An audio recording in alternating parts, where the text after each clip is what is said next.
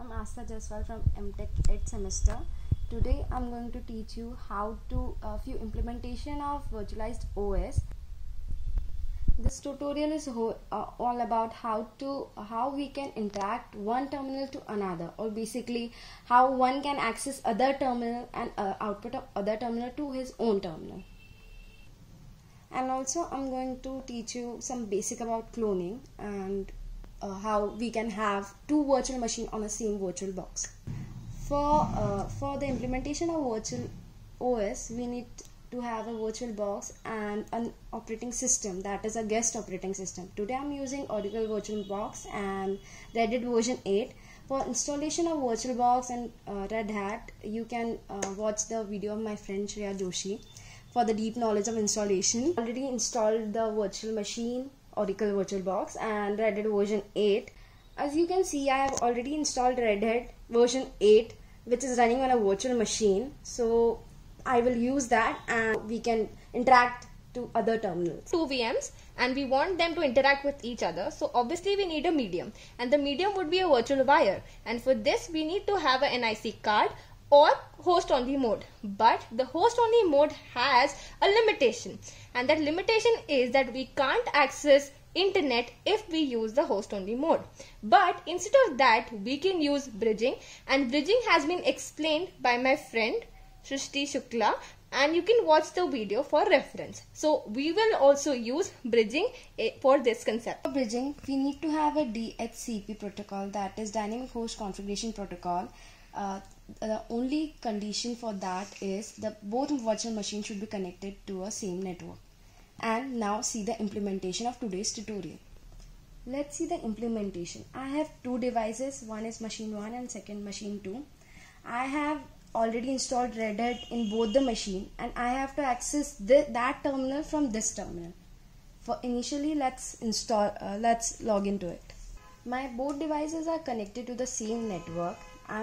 For making them interact to each other, we need to know the IP address of both the devices. And for knowing the IP address, we have to learn ifconfig. Implementing ifconfig enp0s3 command, we can get the IP address of the device. So the IP address of this device is 192.168.43.83, and use that IP address to make this device using that terminal. We will use the command SSH, which stands for Secure Shell. Along with that, we have to write the IP address of second machine. So as we know that the IP address of second machine is 192. The IP address and the command which we have to run. So let's say we have to run the date command.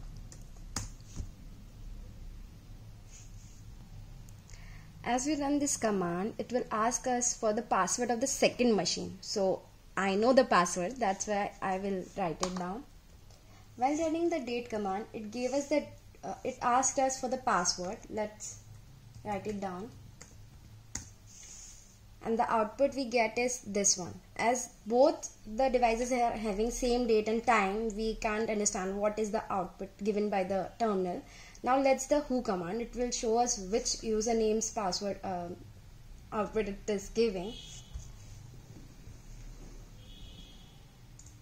Again asking for password. See, the output of who command is the username is Srishti Shukla, while my username is root, the terminal is 2, time of login is this, and other details. While I am having the username root and the other device is having username Srishti Shukla, I can get the output of the other machine by using SSH command. This method can be used when we have many devices and we want interaction between them. What if we want to we have a single device and we want different terminals and different login account to interact with each other? We use the concept of cloning. As virtualization allowed us many virtual machines running on the same virtual box, we can create clone of one virtual machine and then make them interact each other. For making clone, we have to go to the virtual box and click right click on the operating system, and we have got the option clone. Click on the clone option. it will ask us to name the clone, and we have to take all the additional options and go for the MAC address option and click keep disk name, keep hardware, and go next. We have to click on the full clone option, and it started making a clone of our operating system. This is the basic concept of cloning, which make us operate on a single device to different terminals. And this is all about cloning, and thank you.